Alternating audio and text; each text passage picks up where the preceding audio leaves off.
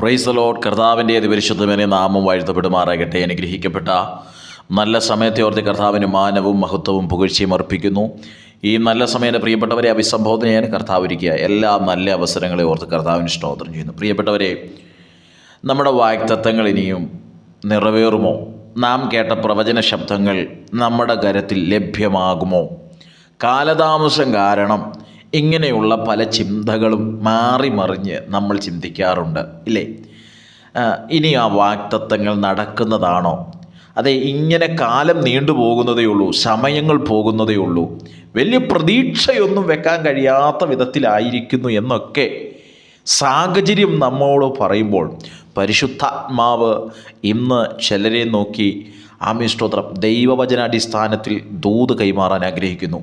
വളരെ ശ്രദ്ധയോടെ സന്ദേശം ശ്രവിക്കുക. സംഖ്യാപുസ്തകം 14-ാം അധ്യായം അതിൻ്റെ 8-ാമത്തെ വേദഭാഗം ഇങ്ങനെയാണ് വായിക്കുന്നത്: യഹോവ നമ്മിൽ പ്രസാദിക്കുന്നു എങ്കിൽ അവൻ നമ്മെ പാലും തേനും ഒഴുകുന്ന ദേശത്തേക്ക് കൊണ്ടുചെന്ന് നമുക്ക് അത് തരും. അതേ പ്രിയപ്പെട്ടവരെ, ദൈവവചനത്തിൽ പറയുന്നു, നമ്മെ അവിടെ കൊണ്ടുചെന്ന് അത് നമുക്ക് തരും. അപ്പം നിശ്ചയമായും ദൈവം പറഞ്ഞ വാഗ്ദത്തത്തിൽ 1% പോലും മാറിപ്പോകത്തില്ല, നമുക്കത് തരും.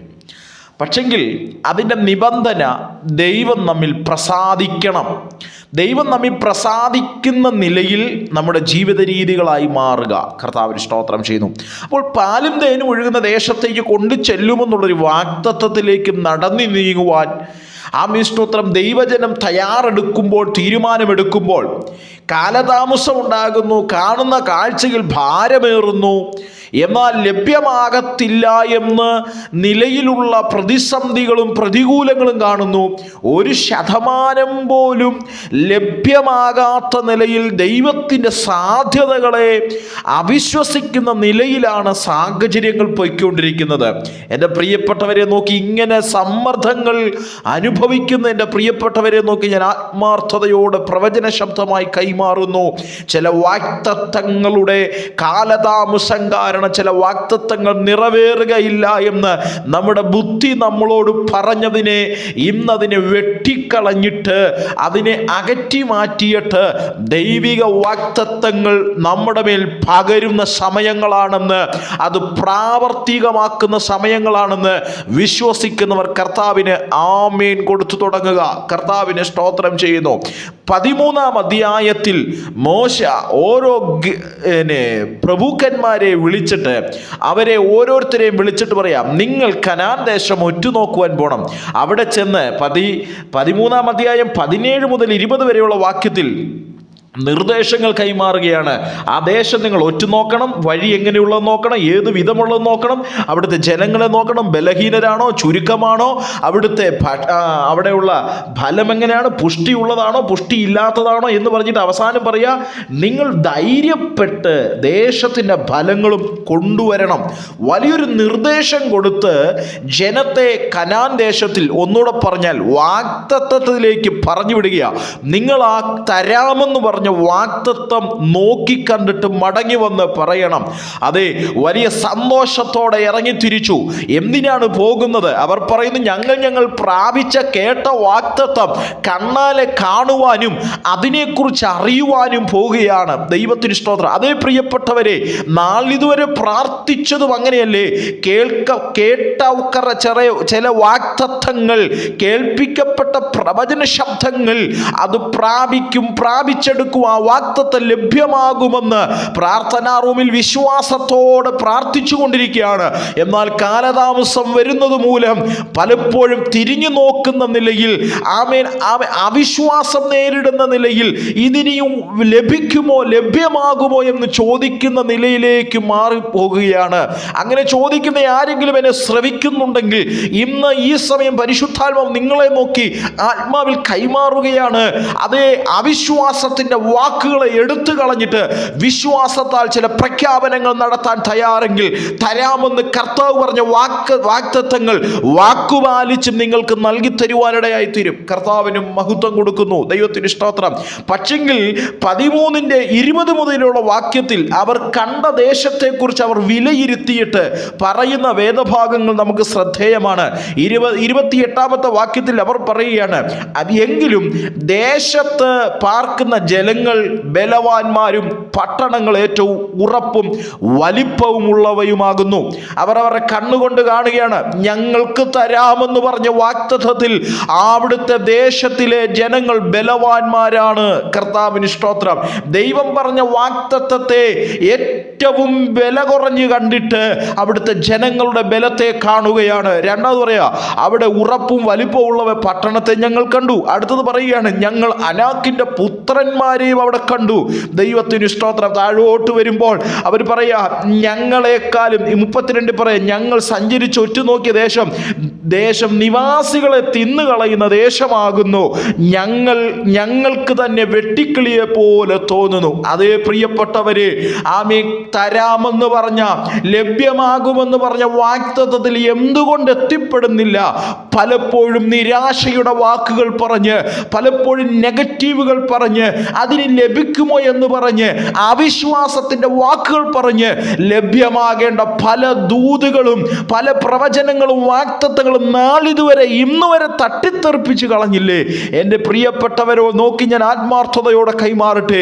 ഈ പകലൊരു തീരുമാനമെടുക്കുക, ഈ സമയം ഒരു തീരുമാനമെടുക്കുക. ആമീൻ. ഇനി ഞാൻ അവിശ്വാസത്തിന്റെ വാക്ക് പറഞ്ഞ് സ്തോത്രം, എനിക്ക് ലഭിച്ച വാഗ്ദത്തത്തെ ഞാൻ തട്ടിത്തെറിപ്പിക്കത്തില്ല. എന്നോട് പറഞ്ഞ വാഗ്ദത്തത്തെ ഞാൻ നിസാരമായി കാണത്തില്ല. മറ്റു പല ബലവാന്മാർ അവിടെ കാണുമെന്നേ, ശത്രു അവിടെ എയ്യുവാൻ കാണുമെന്നേ, ശത്രു തടയുവാൻ കാണുമെന്നേ, അവൻ തടയുമെന്ന് വെല്ലുവിളിക്കുമെന്നേ. പക്ഷേ അതിൻ്റെ നടുവിലും ആരാണ് വാഗ്ദത്തം പറഞ്ഞതെന്നും ആരാണ് നമ്മളോട് വാഗ്ദത്തം കൈമാറിയെന്നും ചിന്തിച്ചുകൊണ്ട് വിശ്വാസത്തിന്റെ വാക്കുകൾ ഉറക്കെ പ്രഖ്യാപിക്കുന്നുണ്ടെങ്കിൽ അങ്ങനെയുള്ളവരെ നോക്കി ഒരു പ്രവചന ശബ്ദം കൈമാറുന്നു.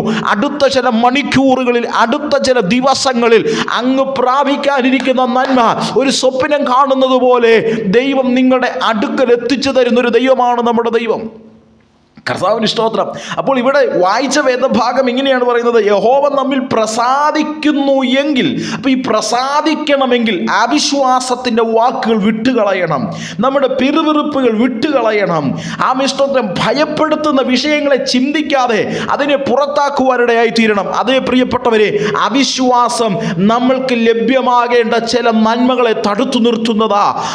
സ്തോത്രം. നിരാശയുടെ വാക്കുകൾ ലഭ്യമാകേണ്ട പല വാഗ്ദത്തങ്ങളെയും തടുത്തു നിർത്തുന്നതാ.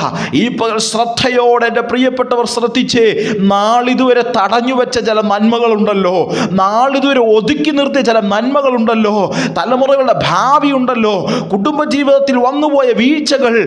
നാളിതുവരെ എൻ്റെ കുടുംബം നന്നാകത്തില്ല, ഞാനിങ്ങനെ തകരുമെന്ന് നാം തന്നെ പറഞ്ഞ്, നെഗറ്റീവ് പറഞ്ഞ്, അവിശ്വാസത്തിൻ്റെ വാക്കുകൾ പറഞ്ഞ് നാം തന്നെ തകർച്ച കണ്ടുകൊണ്ടേയിരിക്കുക. ഈ പകൽ അതിനെ ശാസിച്ചിട്ട് അതിനെ വഴിമാറ്റിവിടുന്ന ദൈവത്തോട് അപേക്ഷിച്ചിട്ട്, കർത്താവേ, തെറ്റിപ്പോയി, ഇനി ഞാൻ പിറുപിറുക്കത്തില്ല, അവിശ്വാസത്തിന്റെ വാക്കുകൾ പറയത്തില്ല, വിശ്വാസ പ്രഖ്യാപനങ്ങൾ നടത്താൻ കഴിയുന്നെങ്കിൽ ദൈവത്തിന്റെ വചനം പറയുന്നു, ആ ദേശത്തേക്ക് കൊണ്ടുചെന്ന് നമുക്കത് തരും. കേട്ട വാഗ്ദത്തത്തെ അവിശ്വസിക്കുന്ന നിലയിൽ ചില കാലതാമസം വന്നേക്കാം. അവിശ്വസിക്കുന്ന നിലയിൽ ലഭ്യമാകുമോ?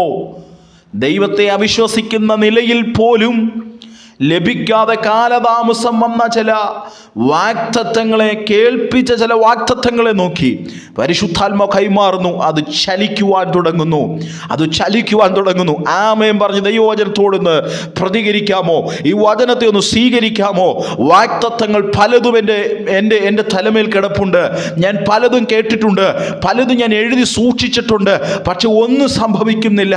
അതൊക്കെ വെറുതെയാണെന്ന് പറഞ്ഞ് എഴുതി തള്ളിയില്ലേ? പക്ഷെ കർത്താവ് ഇന്ന് പകൽ കൈമാറുക.